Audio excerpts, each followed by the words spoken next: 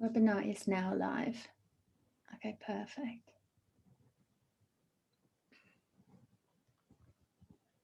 So we've got participants entering the room.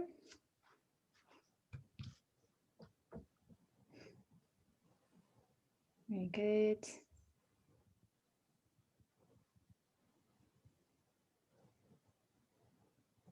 Cool. Hello, everybody. More and more people are joining us as usual at the very beginning. I can see lots of people are joining us now.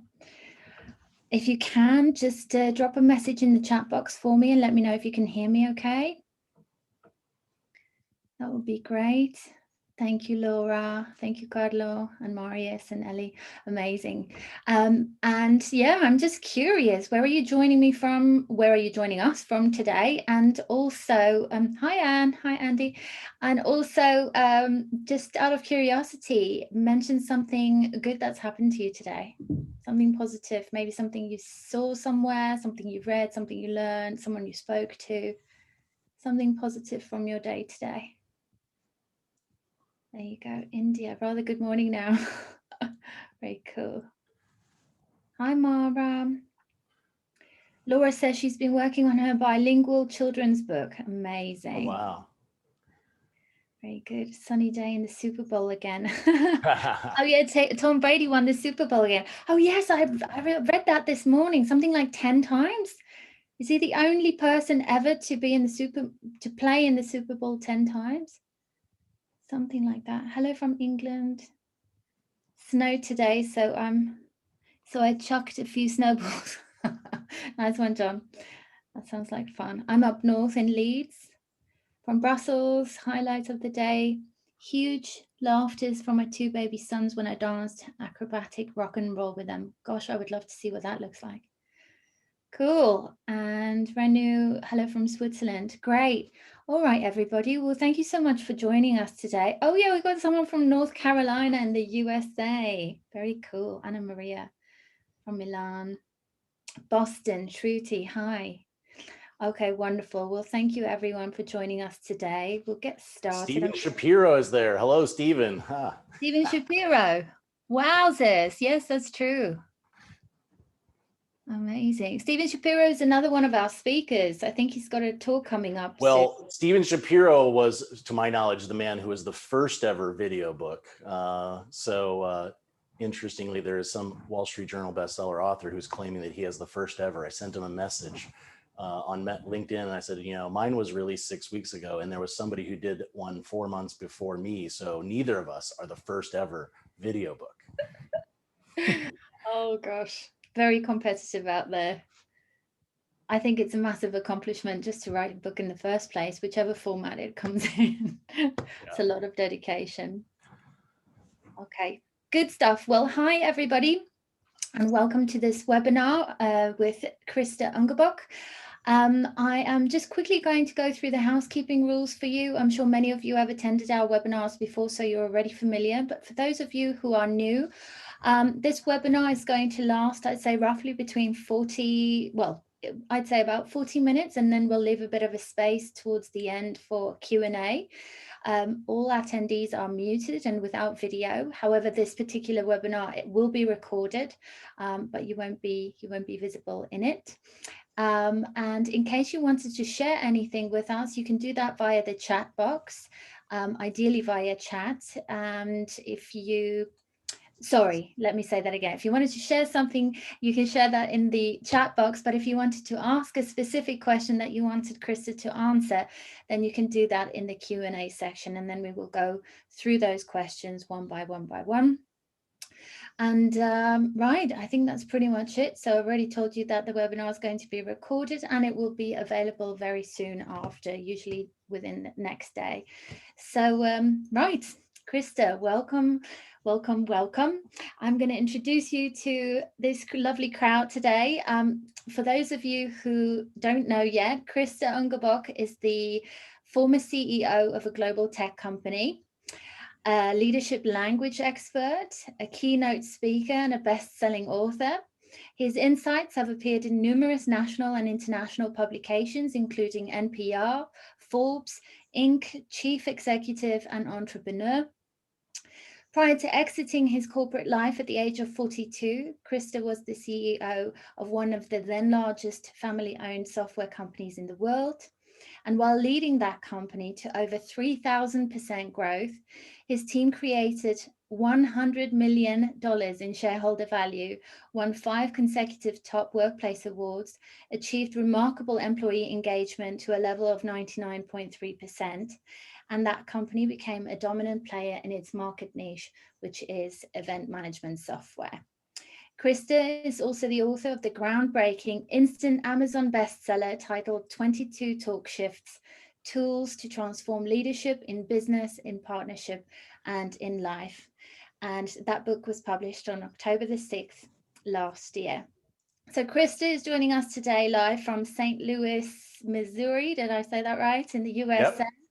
And yes, how are you today, Krister? I'm doing great. Seems like there's a big world of people all on the call, so it's exciting. I've only seen one place that I have not yet visited. So there was someone from Milan, Italy. So all the other places, I'm excited that I've had the opportunity to visit. So you've been all around the world as well. Yes, we've got such a global audience, and there's more people joining us as we speak. There you go. Russia as well. Goodness. We were just talking actually in a conversation beforehand of our kind of like top 10 places to live around the world.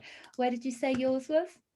Sydney, Paris. I had the opportunity to live in Paris for 3 years, so it's one of my favorite places in the world. I saw somebody from the south of France is on the call, so. Oh, wonderful. Good. Well, you know, you can always reach out to someone to organize a visit next time you go. I'm sure you'll have the best of the bunch. Vive la France. Bon courage, bon courage. Diana's from Paris. Very cool. Oh, good. Well, that's wonderful. I was saying I wouldn't mind being in the Maldives right now. A bit of sunshine. It's actually snowing in the UK, but cannot complain.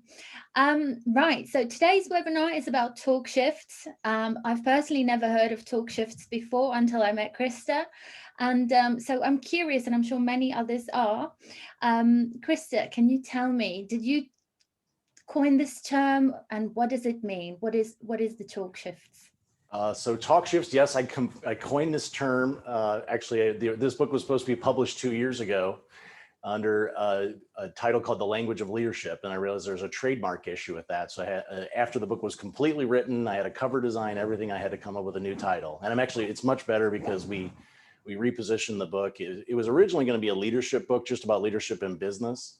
Mm-hmm. But my real passion is about the common things that I've learned about what makes for great leadership in the context of a professional career and what makes for great leadership in the context of a family. And so I say in I've said before that, you know, while these two questions seem very different, what I discovered is that the answer is the same. And talk shifts it's a category crossing book. My editor has been behind over 100 New York Times bestsellers, and she's told me that there's no one who's ever really tried to create a book that would be both the best-selling business book and one of the best-selling relationship books. So right now it's actually on Amazon. It's typically bouncing between number 1 or number 2 in both fatherhood, IT project management, psychoanalysis, business conflict and mediation. So it's really a kind of a truly like unified communication principles for really being successful both at work and at home. Amazing. The universal communication principles. So what are the talk shifts? So they're all really simple fill in the blanks phrases, powerful questions and simple exercises you can do to transform the communication between two people. And because it's an international audience, I was a CEO before. I read tons of business books and whatever. And I found myself at age 42 signing up for a gym membership at the YMCA. And the woman asked me a question that I broke down crying. She said, "Who's your emergency contact?" And at that moment, I had no one. And 2 weeks prior to that, I had walked out on the CEO job of the company that I'd helped build and loved. And then 2 weeks later, my wife walked out on me. So here I was, age 42, and I had no one.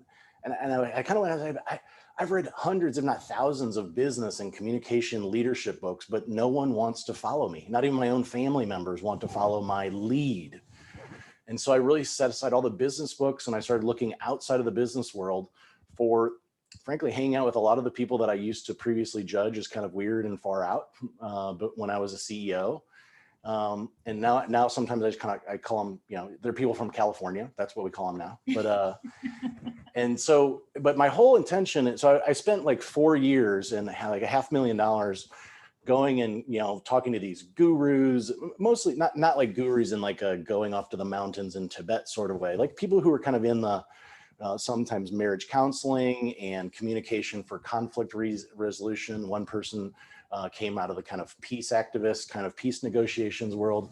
And I was like, how can I translate these phrases and these tools into things that would work equally well in a business context as they would in leadership as a parent in a family, or leadership as a partner in a marriage or in any relationship. And so that ultimately that we feel like we found them. There are 22 of them. There's another book coming in next year, which will kind of be another 19 to 20 of them. But they're, just very simple things that you can put in place. I'll give you a simple example. I used to always think like, I always thought I was not really good at creating conversation with people. And so I wanted to become a better listener. And what I realized is that the reason I wasn't listening to people was because I wasn't asking questions that I was dying to know the answer to. Mm-hmm. If I'm at a cocktail party and I personally am not a big sports person. While I was at a Super Bowl party last night, I wasn't actually watching the game. They say, who are you rooting for? And I said, well, you can root for this team or that team, or root for the fact that there might be interesting commercials. I'm like, I'm rooting for interesting commercials. And, but so, if I'm talking about sports and I know, if I'm asking them about sports, I'm not going to be very interested in the answers about just because it's not something interesting to me. So one of the things I found is that as a leader, both as a parent and now I'm remarried, but also as a leader in business, is we often ask questions that are really just solutions disguised as questions.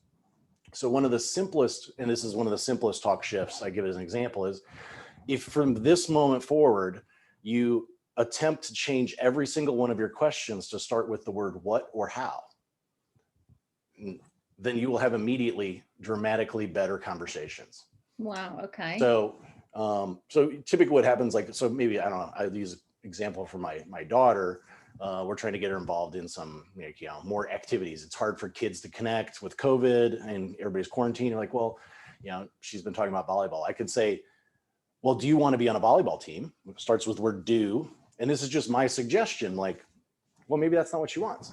Versus I can say, what would you like to do to get more involved with other people? And in the end, she said, I'd like to get involved in a volleyball. But also her commitment to that solution, because it was her solution, is much higher than if I say, do you want to be on volleyball? And she says yes, right?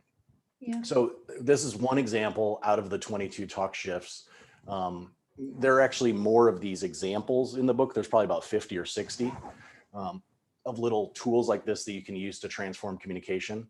The important part is that sometimes all it takes is one or two to transform a relationship. So like one of my favorite chapters in the book is actually the last chapter, talk shift number 22, which is say sorry less and apologize more. And since it's an international audience, like one of the things that kind of informed the talk shifts is I moved to Europe, to Paris shortly after September 11th to open businesses in Europe. And I'd spent 4 or 5 years learning French in American high school, and anybody from the U.S. who's learned French in high school, like if you go to the actual country, people in the street would speak back to me in English when I would try to speak French with them. That's how bad my French was. And one of our customers for the software company I used to run was the Cannes Film Festival. And so I thought, I'll go down and I'll teach them in French. It'll force me to speak French because, as you know, more people when you get out of Paris, not everyone speaks English well. And so I went for 3 days and I did the training for our software in French. And it was, I stumbled through it. I didn't think I did a great job, but I was like, it's not bad. And our French-speaking salesperson got a call from the Cannes Film Festival, and they said, don't ever send Krister back here ever again. His French is terrible. And so I found one of the best business French teachers in all of Europe, who had been voted by the European Wall Street Journal as the best. He's in Spa, Belgium. And 2 weeks later, I'm in his home. His name is Jean-Luc. And Jean-Luc said, what did you say to the people in Cannes? And I told him my words in French and he laughed. He goes, ah, let me tell you what you just told the people in Cannes. You told them, you must do this. You should do this. It's absolutely necessary that you do this. And then that was the first step when I realized, oh, wow, just a subtle change to these words. I had no idea that I was using these strong words and they were totally turned off. And so what we did is we would actually lay on the whiteboard. I was like, well, so Jean-Luc, what if I wanted to say it really strong, like asking an employee to work late or basically telling an employee to work late, and then softer and softer and softer and softer. And so part of the talk shifts was informed by these like subtle language changes that we can make to have a different impact on the people around us. Mm-hmm. And then so the interesting thing was 3 years later, I moved to Germany and I did the same thing in German. Funny story, just because many of you are, foreign language speakers. I did the same exercise with the German speaker. I was like, okay, what if I want to be very, very direct? And then what if I want to be less direct? What if I want to be even softer? And I got like 3 levels down. Like in French, there were still like 4 more levels of how you could be soft and eloquently ask someone to stay late and work. And we got like 3 levels down, and the German teacher said, a German would never say that. So, yeah, because, as we all know, the Germans are very direct. So, but this was also so a lot of there's some stories in the book, many weave in some of the things that I actually, by taking these language lessons of how to teach a new language to someone, an adult, that I learned while learning French and German, and combining it with, the kind of some of these new age philosopher types and marriage counseling types and parenting. And then of course, there's also some good, strong, straight up business leadership, communication skills as well. It was really kind of pulling it all together into this one kind of unified language, was really what make talk shifts truly unique. Amazing. So essentially talk shifts are phrases or phrases, fill in the blanks phrases, or, specific questions you can ask to have different outcomes. Cues, if you will. Interesting. Okay, cool. Well, I've made a note of the what and the how, so I'll definitely be, it's really interesting because I like how that shift has happened where it kind of enables the person that you're asking the question to come up with their own answer, as you said, and then also feel empowered by their answer because it was their choice. It wasn't something a solution that you gave to them. They're really true. Once the people who study them, the interesting thing I get is many people say that, 25% of the people who buy the book actually buy 2 books because they want to read it with someone in their lives so that they have, basically it's like a common language. Like if I'm speaking French and you're speaking German back to me, our communication is probably not going to be great. So in some ways, 2 people reading and exploring the book together is the fastest way to transform communication. And it's interesting, my current wife, we just got married a couple months ago. I should say current, my last wife, hopefully, she has a very difficult relationship with her ex-husband. And I can see the texts and the emails that he sends. And I'm like, wow, if just this word was removed and this word was changed to a question, the whole tone of their co-parenting relationship would be completely different. And one of the things that I always kind of thought about myself is like, I was an engineer. I was a kind of a hard driving senior executive pushing people really hard. And I actually kind of thought that maybe like empathy was just something that was not in my DNA. Mm-hmm. And admittedly, once I learned the words for how to be more empathetic, I actually, about a year ago, somebody told me, like, you're a very empathetic person. I was like, wow, you should talk to the people who used to work for me like 4 or 5 years ago. They would definitely not say that. Mm-hmm. But it was just changes to the words. It really is that simple. Yeah, I agree. And that can be really powerful, especially, I think I would refer to it maybe as a consciousness, like an awareness. Once you become aware of that shift, then you start looking at the way you communicate in a slightly different way. And I think I heard earlier today, because I was listening to your book, you referred to, I can't remember the exact words now, but you said something about compassion is something with action. What was that phrase? Compassion is emotional intelligence plus action. That was it. I thought that was really interesting, the way that you broke that down. Yeah, I think that we had this, I was telling you before we jumped on the live part, that this book was supposed to be published before COVID. And I'm actually so fortunate that it didn't, because I don't think the book would have nearly been as successful without, obviously a lot of the racial tensions and the whole political tensions that have been going on with some of the various leaders around the world being more autocratic and all that. And then COVID hit at the same time. And I remember I was, you probably heard this because I talk about it in the first chapter of the book, that on August 20th, April 20th, we were in quarantine in the US. And I was on a Zoom call. I do a small amount of facilitating executive strategy sessions with a CEO and her, say 5 or 6 people on her executive team.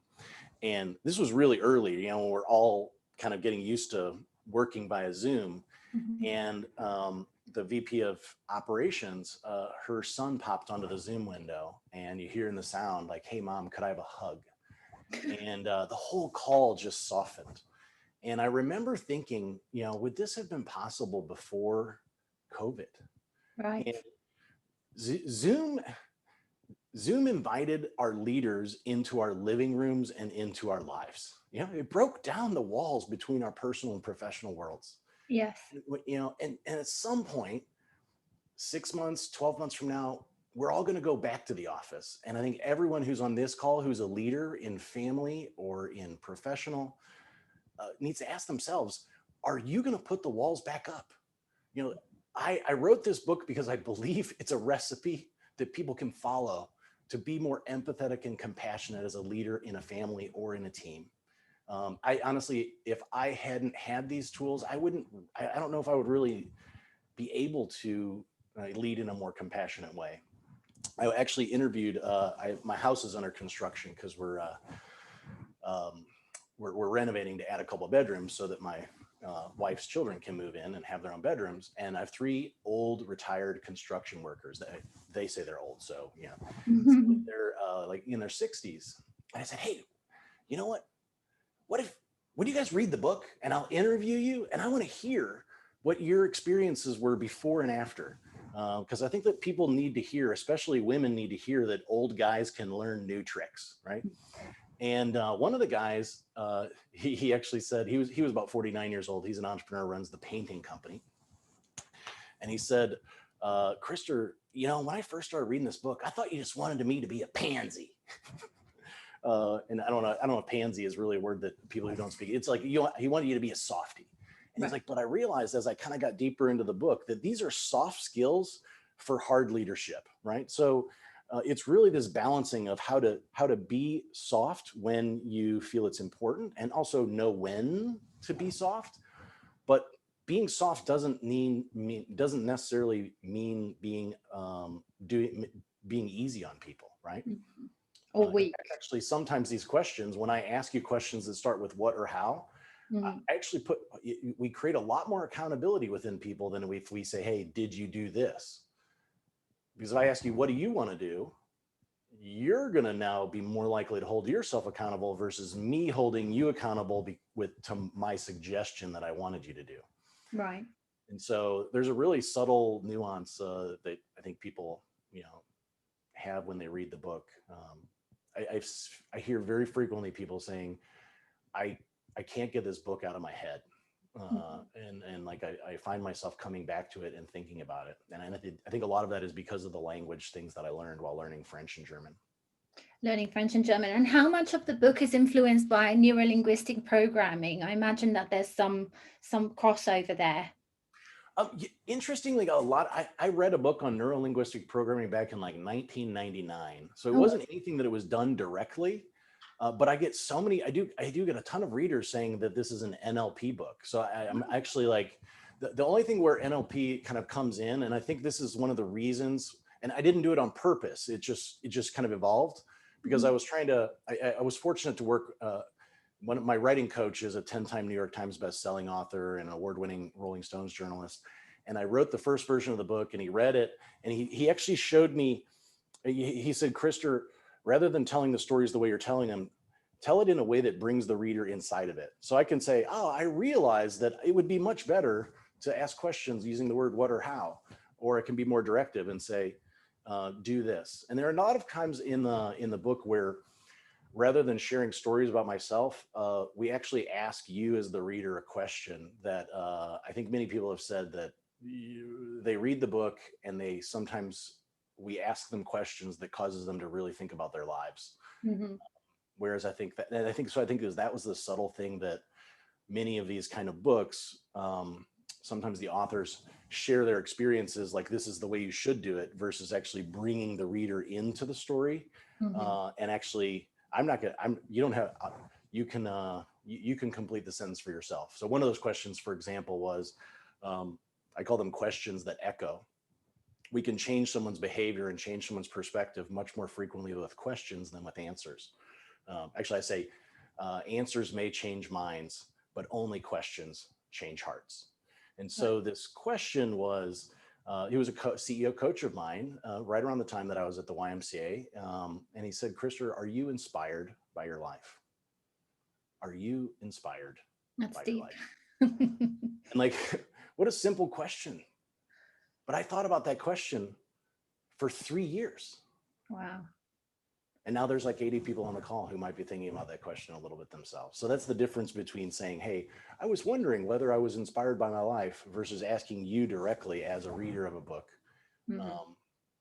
And I think that you started, what you said, you watched the video and started listening to audiobook. That was one of the reasons why we did a video book, because I felt that it's one thing for a reader to read those questions. It's another thing to be, literally, I'm looking into your eyes because I'm looking into the eyes of the camera.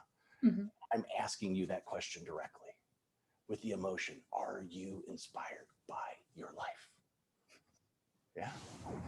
You're right. It has definitely has a completely different effect as opposed to with, just a book in front of a person. Yeah. And And you thanks feel to one of the people who happens to be on the call, Shapiro, was actually one of the people who inspired me to write, to do the video book format. So I'm standing on his shoulders. Oh, good. Well, I'm curious, out of all of the talk shifts, all 22 of them, which one has had the most impact on your life so far? Which one is kind of the most powerful? Which one do you find yourself using over and over and over again? Honestly, I think there are so many, but one that probably comes up frequently.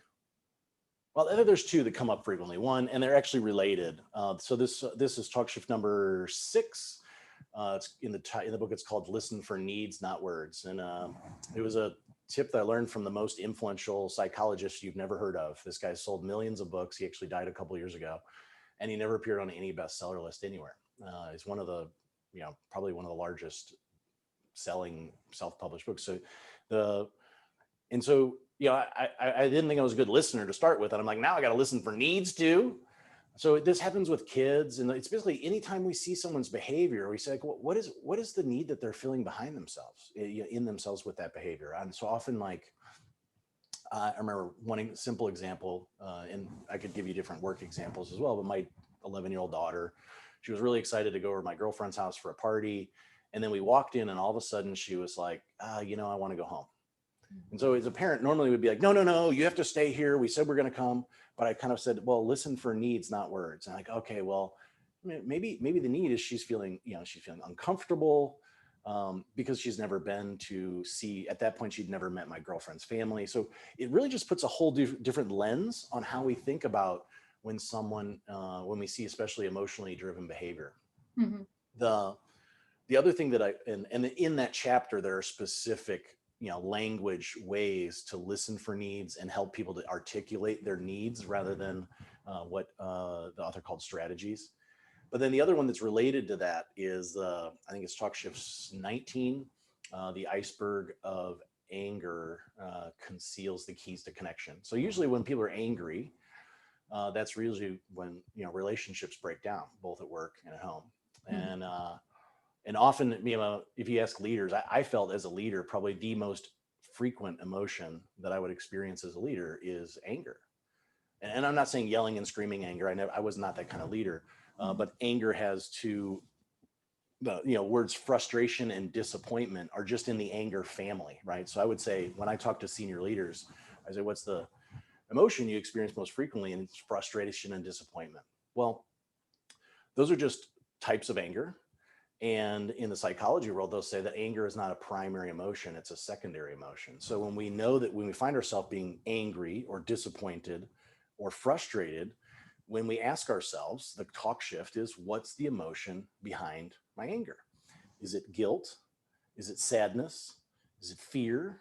Is it shame? And usually, those are the kind of the four that tend to pop in. And like force, it has to be one of those four things. So what's the closest one? And so what we find is it helps us to get much deeper, to understand the deeper motivations. In a leadership setting, if I'm really angry in a business setting, usually the emotion behind that anger is fear. I'm afraid we're going to lose a customer. I'm afraid I'm going to lose my job. I'm afraid I'm going to lose my bonus. I'm afraid of something.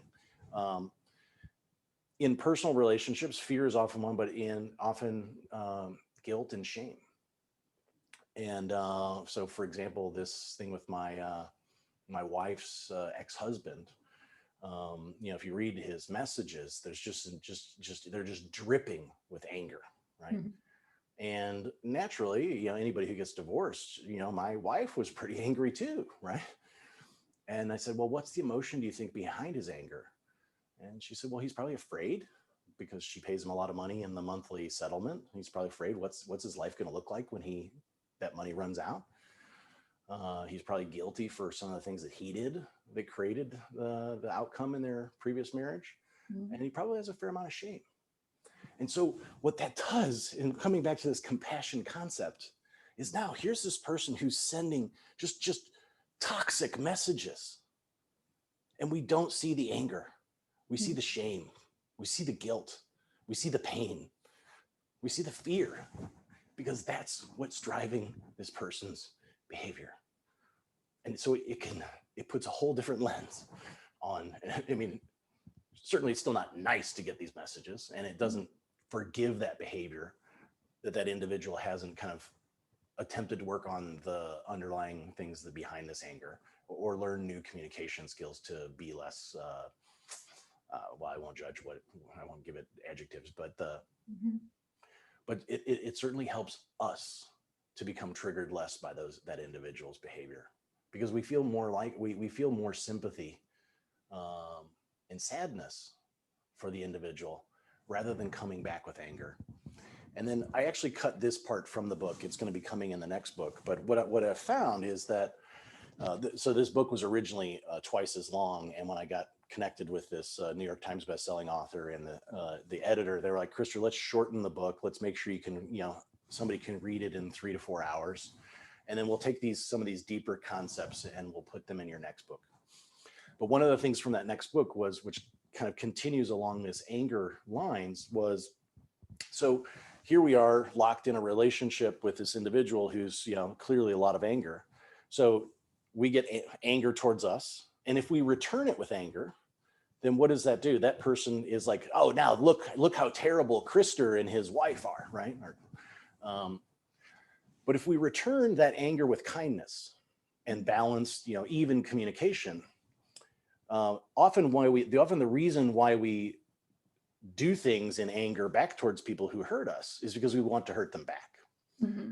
But if we're kind in return, then what happens is, I don't know about you, but I think most of us are really our harshest critics. Yes. So I can tell you, Nadine, oh, you're a terrible person, Nadine. And what's the likelihood that you're going to believe me? But if you come at me with anger and I come back to you with kindness, you know who's going to tell you that you're a mean person? You. That's so true. It's very disarming. Yeah. Kill them with kindness. You will be much meaner to yourself than I could ever be. And so in a roundabout way, this coming back at people with compassion, it's actually not as soft as you would think. It's actually a lot harder on the people on the other side. Yeah. So, I actually, I told a story that will come in the next book. It was kind of like, I always wanted as a writer, like, could I invent a word? Like all writers, like, I'd love to coin a new term. And I'm not sure if it's a really good one, but I was like, so I call this like returning anger. And, you could, on one side, we can try to be just nice and let people walk all over us. Or we could come back with anger. But when you understand this concept with coming back with kindness, actually often causes the person themselves to think less of themselves. Said, you can be humane or you can be mean, or if you can't get yourself to the point of being humane and kind to a person, then just be humane. That's a nice little portmanteau there. It's kindness, knowing that other person is going to actually beat themselves up more, and you don't. All right. So is that not passive aggressive? No. There's a difference, because passive aggressive is a very specific. It really is genuinely like, I am going to be kind. Yeah. And leave it for the other person to. Yeah. It takes a lot more control, I think. I think my grandfather used to always say, the moment you raise your voice and you show your anger, you lose your self-control. And to be able to kind of shift your consciousness and respond to I guess, aggression in a kind fashion, or to anger in a kind fashion, takes an awful lot of self-control and discipline and strength, really. So. And that you asked, like, so my favorite part of the book is the Talk Shift 22, which is say sorry less, apologize more. And I start that with a story about German. I used to live in Karlsruhe, Germany, and I would ride my bike, and for whatever reason, I was riding the bike on the sidewalk, and this old, like 75-year-old man was walking the other way, and I bumped him while I was riding the bike. And my German wasn't great, so my instinctive reaction was to say, I'm sorry, in English. Right. Because, many Germans, especially when they're, in their 80s or 90s, they don't speak English as well. And so I realized in a split second that this man probably didn't understand what I said. But he's walking this way, I'm riding my bike that way. And it took me maybe like a second to say, tut mir leid, right? What does that mean? I'm sorry, in German. Right. But by the time that I said it, he was so far away that he didn't hear it. And so that's the thing with apologies, is sometimes they're said in a language that the other person doesn't understand. And other times they're said such that people can't hear it. And so I looked at, interestingly, the literal translation for tut mir leid in German into English is, it causes me suffering. Oh, wow. So could you imagine if, and this is kind of the part of the point of the book, is if I'm apologizing to you, if I said, hey, Nadine, it causes me suffering how my actions impacted you, versus what do many of us do if we, even if we say sorry at all, we say, hey, sorry, Nadine. And like, how does that land on you? Are you really moving on? Or are you still holding some anger and resentment over that thing that we've done?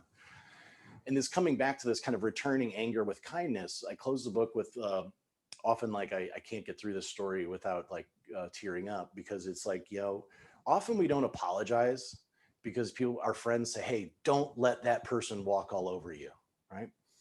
And Ego. there's a subtle choice.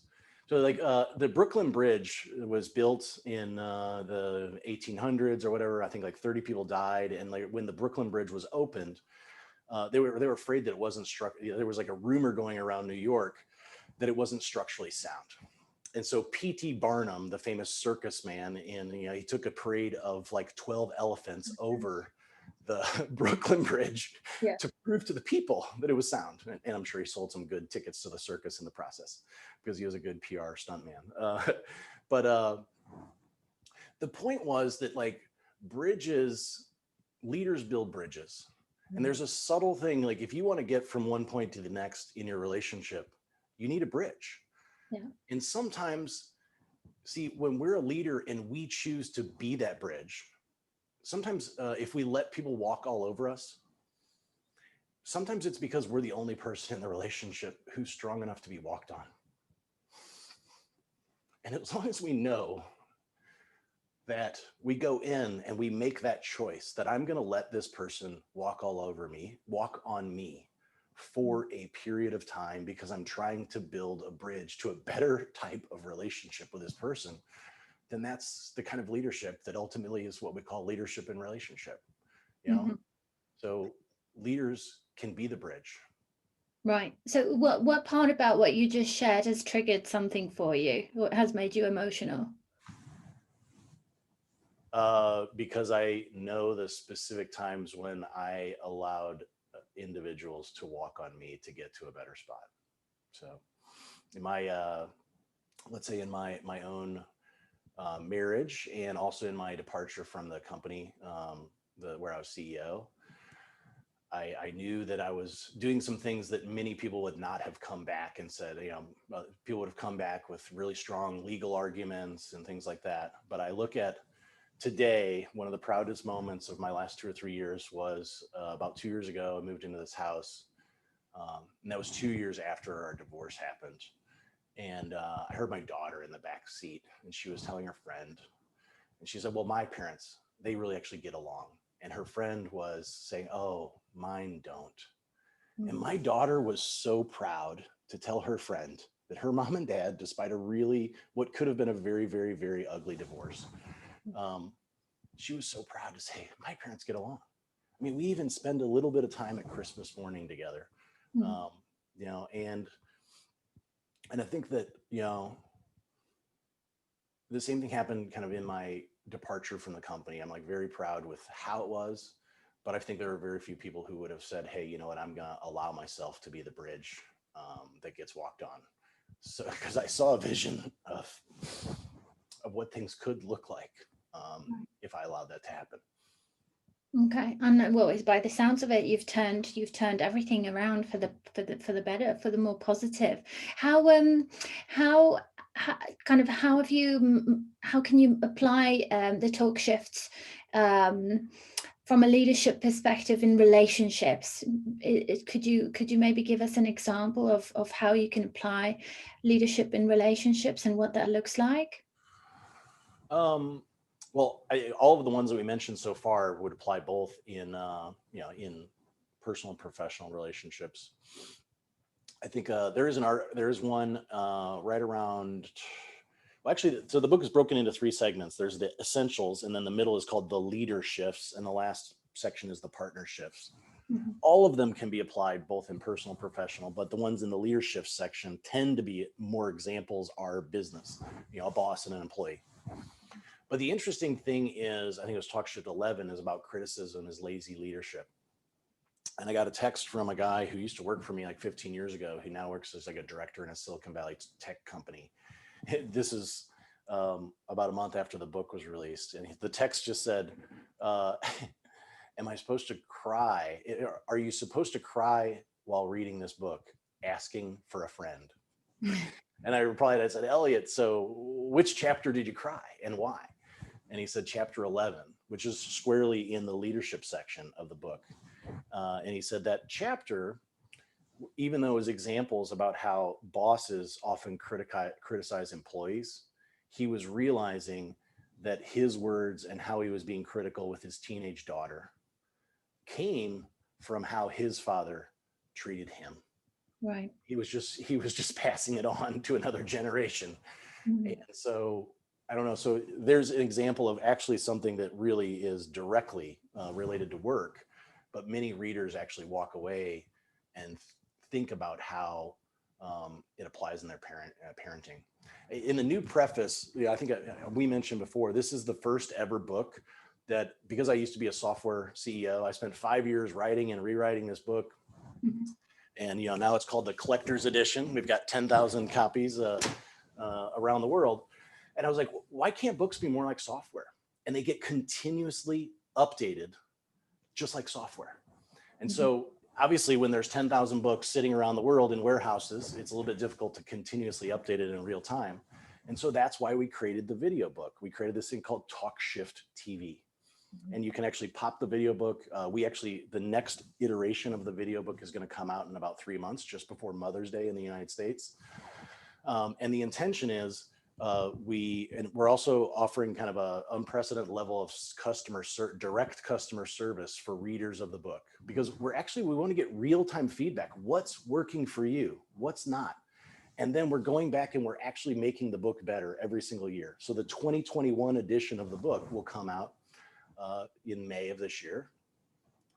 It's not going to be dramatically different, but we actually are good, because many people will between now and May, we're already done. We're printing the next 10,000 copies, but we actually allow you to read electronically all the changes, so that if you do buy the physical book today, you actually can get all the latest stuff. access to that as well. And then we get feedback from customers on what's working, what's not, and then we'll put that in the 2022 version. Our intention is most people have said that they actually look forward to reading this book multiple times, and ideally multiple times with someone in their lives. So if rather than reading the exact same book in 2022, I'd like you to be able to read an even better book that actually incorporates feedback, or in this case, watch it or listen to it. So that was really the impetus for this Talk Shift TV.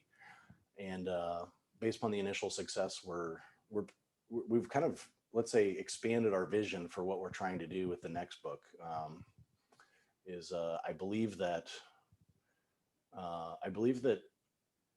so our mission is to change the words of the world. Mm-hmm. I was going to ask you about that, actually.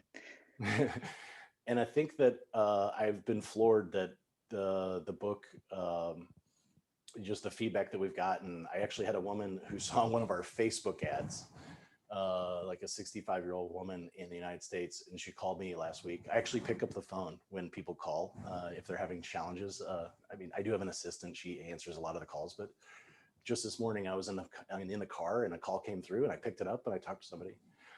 And this woman was actually reading our Facebook ad to me. I wrote the ad. And she was reading our Facebook ad to me, and she was crying because she wanted to use this book to transform a relationship with a strange daughter that she hadn't spoken with for 5 or 10 years or something like that. And like the book is really having an impact on people's lives that's 1,000 times more than I would have ever imagined. So it's kind of emboldened us to go bigger and make this book, the book that could change the words of the world. Reach more people. Wonderful. So what is this? I don't know if you touched on this before, but what's the compassion revolution that I've heard about? The compassion revolution is really is kind of this. We're hopeful that by giving people actual tools to be more compassionate in leadership and families and in business, especially in business, that we can give, let's say, aggressive leaders like the kind of leader I once was, actually tools to lead in a strong and confident way, but having let's say with the softer skills to do and kind of balance the soft and the hard parts of leadership. With compassion. Admittedly, I'm still in a lot of CEO groups because just a lot of my friends tend to be CEOs because that was what I did for a while. And I have never before seen as much conversation within CEO and senior leadership circles about empathy and compassion. It's just COVID is really the inscription to the book was to COVID-19. Despite all the devastation that you've wrought, my sincere hope is that you ushered in the compassion revolution in business. And I think that we can make that happen. Yeah, I think we've seen a lot of compassion so far. I think there's a big shift happening around the world, and maybe the fact that people have had to take a minute has helped to bring that on. So that's good. So just conscious of the time, thank you very much, Krister, for answering my questions. But I thought I'd quickly have a look at the Q&A box to see if there's any other questions from our attendees, and there are a couple. So thought we would just quickly go through those. So I don't know if this is a question, actually. It probably sounds a bit more like a comment, but I'm curious to see what you think. So they said that asking what questions or questions that start with what take more time, hence why people avoid it. What would you say to that? I actually addressed that in the book because that was one of my biggest challenges as a leader, is I thought it was faster to give people the answers. And two things what I found is that if my goal is to just get my answer out of my head and into yours, then you're right, it is faster. But if my goal is to have you motivated, and I'm going to take an exaggerated example to make a point, but if my goal is to get you to work overtime because you're so passionate about the idea that you're like, that the actual solution gets implemented faster, or the right solution is implemented, then asking you questions like, what solutions have you considered? What do you think is the next step? I will get much faster action. Yes. And so, and in fact, sometimes often I found as a leader, I wouldn't give the people the answers. I'd be like, here's the answer. And what I found is that often they had some small piece of information. Sometimes it was something they just didn't feel comfortable telling me because it was something that was going wrong deep in the organization that they didn't want me to know about. And so they didn't do it. Mm-hmm. And I just got increasingly frustrated. Like, why didn't you do it? I told you 3 weeks ago what the answer was. And if I just changed to saying, well, what do you think is the next step? What are you committed to doing in the next 24, 48 hours to make this better? Then the end result of solving the problem would have happened much faster. Yeah. But the person is correct. That conversation may have taken 15 minutes longer than just telling them what the answer was. That's so true. And also you want to avoid enabling people to be lazy, right? Mm-hmm. I think I read that in your book as well, or I heard that in your book, where you kind of condition people to, you know, if you constantly give them the answers, you spoon feed them the answers, then it takes their initiative away, right? They'll just wait for you to give. They'll just wait for us to give them the next answer. And then increasingly we get frustrated as leaders, like, why don't these people think for themselves? It's so obvious what the solution is. Well, the reason is because you're giving them all the answers. What's the point? Right. So we've got to be a lot more patient, exercise more patience, and I guess compassion ultimately. Very good. So it's very insightful. Thank you for that. Sylvia Finker says, you speak of anger and coming back with kindness. What if the other person does not accept this way because he or she, I guess, is in the higher level? Lessons learned. Does that make sense to you? Yeah, I think that's probably a tough one. Like if the person was actually on here, I would actually ask for specifics about the situation. If you can, Sylvia, perhaps in the chat box or in the Q&A, if you could elaborate on that, that would be great. Okay, we'll go on to the next question. Let's move on to another one. Yeah, I think that this is the things that, like, I think it very comes down to specifically the words. We often are like, oh, we're doing kindness, but even you brought it up, like, well, kindness can also, there's this fine line between kindness and passive aggressive. And so sometimes we think we're being kind and we're being like taking the high road, but we're basically subtly sending in our messages, hey, I'm going to take the high road here. Unlike you, who's doing this, I'm a kind person. I'm not going to fall for that one. Again, I'm not saying we put those actual words in our emails, but those are the words that are clearly heard on the other side. Yes, exactly. So I guess, yeah, I guess you have to be kind, but also clever, kind, but compassionate, or at the same time. It's hard. It's really hard, especially if you're like, maybe this is what she meant, like elevated, as in you've already given a rise to that person. You've already shown how you feel. Sometimes we also go into these things and we say how we feel, but we don't make requests for what we want different. And so I do talk in the book about how do you request things of others. I would find that frequently as a boss, and a lot of the CEOs that I coach and senior executives, they're like, this is a trivial example. There was one guy who he had an executive, like a vice president level person, who wouldn't show up on time for these, weekly one-on-one meetings they would have. I was like, I've told him, you need to come on time. I've told him like 10 times. I said, well, did you ask him yet? Did you say, my request of you is that you show up for the meetings 3 minutes in advance? And if you don't, then please let me know that you're going to be late. Will you honor my request? And give that person the option to say yes or no. Now, there's a whole other nuance that I get into the book about how do you give people truly permission to say no, so that they're not just saying yes. And then in their mind, they're like, no, I'm not going to do that. But the first step is actually making a request and giving them an opportunity to decline. Because if they do decline, now we can have the conversation about why they're not going to do anything about it. Interesting. Okay, very good. Right, we've got 1, 2, 3, 4, 5, 6 questions left. I don't know if we're going to make it on time, but we'll try and go through. If for any reason this call cuts off exactly on the dot, it would be because of Zoom. So apologies, anyone, if we get to that. But let's try and answer these questions.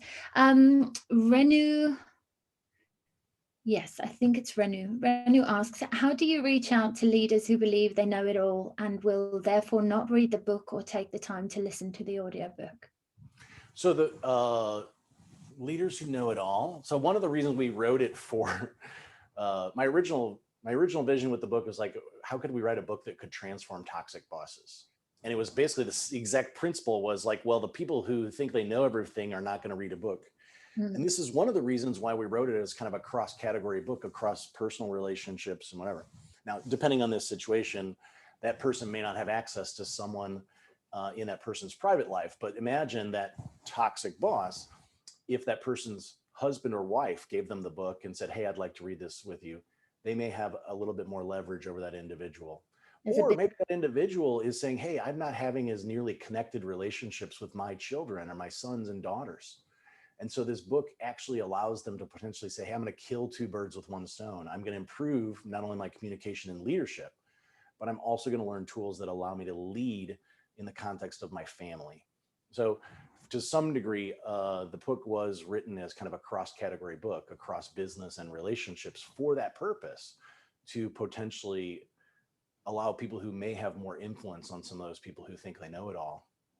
I think the easiest way to expose them to it is, hopefully we're doing a good job with our marketing, but the easiest way to expose a person like that is to give them, we offer the first 2 or 3 chapters of the video book on tv.talkshift.com. We offer them for free, specifically so that someone can experience it. And because my background is as a senior executive, and the first couple chapters we do try to focus on kind of more senior level executive issues, at least in those free chapters. That's the intention, is to, by arming you with the tools so that you can get them excited about it. I'll mention one last thing. In the book, we talk about how to spark a talk shift with someone, which is when somebody's like, my partner or my boss reads a lot of books, and like, we have a good relationship, and you just be like, hey, here's the book. You want to read it? Or I bought you a copy for $19, whatever. But then there's a lot of people who are unaware. And frankly, I was one of them. I talk about that in chapter 2. A lot of leaders who are unaware of how their communication actually demotivates people around them. And for those individuals, I call it sparking a talk shift in someone. So what we're really doing is we're trying to spark the desire within someone else. Because if I go to someone and saying, hey, under the kind of, I want to get this person to change, the likelihood that they will change is very low. But if we've done our job with some of the teaser materials, such that you can say, hey, I found this really cool book. It's about leadership and the concept of teams, but it also works with parents and children and relationships, then maybe that boss might, if they have some challenges with their leadership style and they think they're a know-it-all, and you think that if they're sending a message that they think they're a know-it-all to you, I suspect there's some children and a spouse in that are very close to that person who are also getting that same message loud and clear. And so by offering a book that maybe kind of deflects and distracts, to say, hey, here's a tool that you might be able to use, and they may read it in that case. Whereas some people may not. Some people may not if it was just like, hey, here's this leadership book for you to communicate better with me, boss. Might not have the desired effect, but yeah, I can see how those concepts are quite universal and applicable across different types of relationships. That's good. Great. Oh, how do we choose? Right, let's see here. Carlo Foss says, very good topic, the importance of understanding needs. What do you think is the best way to understand others' needs? In your opinion, how do you make other people easily share his or her needs? Maybe you can give us some examples of tools or words to elicit that. So the simple language tool is to say, I need blank. So like, what is it that you need? And so there's an education thing. And so it is a little bit, it's helpful to have read and have a common understanding on talk shift number 16. But usually what happens when we talk about needs in a business context, or actually in a personal context as well, is like, I need you to clean your room. I need you to get this project done. Those are not needs. So like feelings, I need blank. And the next word is a need. I need security. I need certainty. I need, so I actually, in the chapter shift 6, there is a list of the kind of 20 or 30 most common needs. So part of changing our language and having a common understanding of how to communicate needs. And then there's another thing that that we talk about is the difference between needs and strategies. So I'll use another personal example, but I need more appreciation from you. So some of the more influential would say that's not a need as a strategy. So it's called the Plato acronym. If a need ever has a person, location, object, thing, I can't remember, there's another thing. If I need appreciation from you, there's a person in that statement. Well, all of us as humans need appreciation. And one strategy for me to get appreciation is from you. But I could also, I have some friends who are very like, oh, Krister, you're so amazing. Maybe I could just go for a hike with them if I need appreciation. So often by getting back to what's the core need, we can come up with alternative strategies for meeting that need. And, and hopefully your spouse or your boss is willing to kind of help you meet that need. And I do want to mention, like, the words I'm using here are not the words that I actually recommend in the book that you would use directly in a professional setting, but right. It's more that I want to make sure people understand the principle of the difference between needs and strategies. And in the book, then I have a little bit more professional language for how to ask this if it is a personal conversation or a professional conversation. Wonderful. So people have to buy the book. I see there's a question here which made me giggle a little bit. Sandra Schruter, I think. She says, do you have any stats on how many people have ordered this book or had it delivered to their toxic boss anonymously? Winky face. Well, so interestingly enough, you can actually do that. So we actually, when you order the book on the web, at talkshift.com, we actually ask you separately for where you want to ship it. So you put your credit card in, you can get the ebook, and then you can actually ship. So I do have some people actually shipping the boss. Well, no, you won't be able to do it anonymously, but we have thought about actually coming up a way for people to ship the book anonymously to people. Yeah, so that's a clever idea. Very good. Wonderful. Do you have still a few more minutes to answer a couple more questions? I do. I'm happy to spend a bit more time. Okay. I don't know if this is related to your book, but someone anonymous has asked, your name originates from where? Or where does your name originate from? So my father is Austrian. So Ungerböck is Austrian, and Krister is Swedish for Christopher. So I have no Swedish background, but coincidentally, that's my, I guess my father had a friend when he was very young, whose name was Krister from Sweden. So that's where I got the first name. Oh, wow. Wonderful. But you were born and raised in the US. I was, yeah. So actually there are Kristers everywhere in Sweden. I mean, I first went to Sweden when I was living in Europe. A funny story, I was like, everyone always said there's Kristers everywhere in Sweden because it's basically Christopher in Swedish.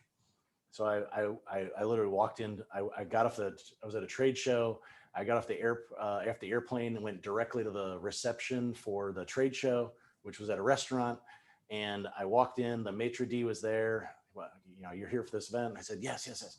My name's Krister. But what I really want to do is I want to get my picture with someone named Krister, because I'm here in Sweden. I've never met anyone named Krister in my entire life. And he said, you know what? You're in luck. My name is Krister. I got my picture. I got my picture with my first Krister. And then the next day I was at the Stockholm Convention Center, which is one of our customers. And I said, I want to get a picture with another Krister. They're like, we've got one. He's in the basement in the CAD department. And all of a sudden you become a small fish in a big sea. 2 Kristers in 2 days. You just got to go. Like, well, I used to joke to say, hey, if you want to find surprising secrets, you need to look in the right places. Uh-huh. That's true. Very good. All right. So next question. How do you see this applying to highly competitive environments or people? How do you see it applying? What is this specifically? Maybe, well, the talk shifts, I'm guessing that's what Valerie is referring to. Yeah. I mean, they can be easily applied in, just because everyone else is highly competitive. I don't think I'm a highly competitive person, but that doesn't necessarily mean that I need to be aggressive in my communication. Yeah, that's true. It takes more strength, I guess, to communicate. I think, based on what I know now about the talk shifts, to communicate with the talk shift. I think they are not.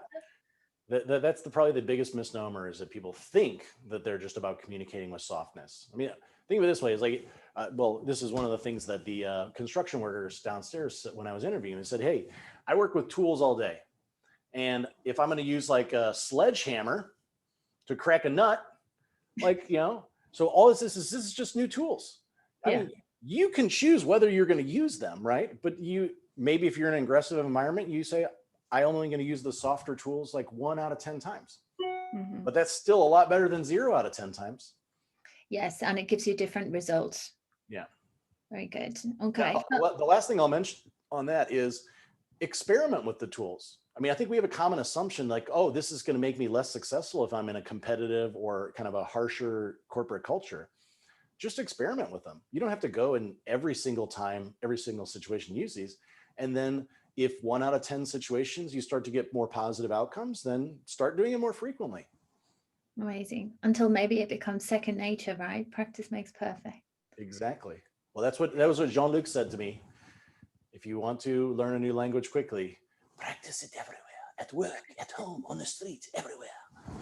I'll be doing the same. I'll be using your what and how questions, especially in networking situations. I think that's really good because that doesn't give you like yes or no answers either. It gives you a bit more information. Good. Fabian is asking, do you have any tips for conflict solving or I guess conflict resolution in a relationship? Oh, Fabian, I'm so sorry. all of like that's like woven throughout the whole book. So is it? Yeah, I mean it's I would say at least 14 of the 22 talk shifts can help in those kinds of in relationship challenges. Good. Okay, Fabian, go get the book. Go get it. And by the way, if you don't want to wait for it to be delivered, just go on to talkshifttv.com and you can just listen to it and watch it like immediately. Delivery problem solved. So get your answers there. Sylvia, so we've got 2 more questions, I think. 2 or 3. Sylvia's asking, got to know that bosses do not always reward kindness. Yeah, I mean, I think that's a reality. Okay. Unfortunately, I can't do anything about that unless we convince them to read the book or watch the book or listen to the book. Yeah.